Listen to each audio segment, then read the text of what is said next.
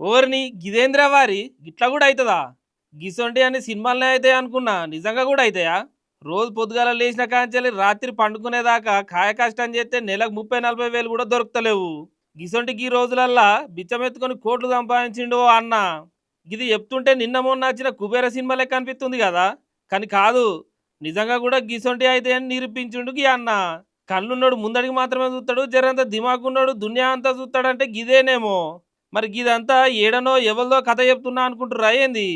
గదేం లేదు, గిది మన బొంబాయి గల్లీలలో అడుక్కునే భరత్ జైన్ కథ.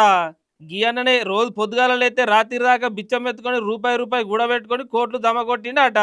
గిట్లా అడీడ అడకొచ్చిన పైసలకు జర్రంత తెలివి కూడా దమ చేసి బొంబాయిలో ఓ ఇల్లు కూడా కొన్నాడట. ఇక ఈయన ఆస్తులన్నీ లెక్క పెడితే 7.5 కోట్లకు ఉన్నాడట పెద్ద మనిషి. మొత్తం ఇండియాలో చూసుకుంటే గీ అన్ననే బిచ్చగాళ్ళల్లా ధనవంతుడు కావచ్చు. మరి నిన్న మొన్న మొదలు పెట్టిన వృత్తి కాదు మరి. 40 ఏళ్ళ కొద్దీ ఇదే వృత్తిగా పెట్టుకొని బిచ్చమెత్తుకుంటుండట. ఇక అంతేలే మరి. ఓ పట్టుదలతో కష్టపడ్డోనికి ఇయ్యాల కాకపోతే రేపైనా కానీ అదృష్టం ఆదుకుంటది.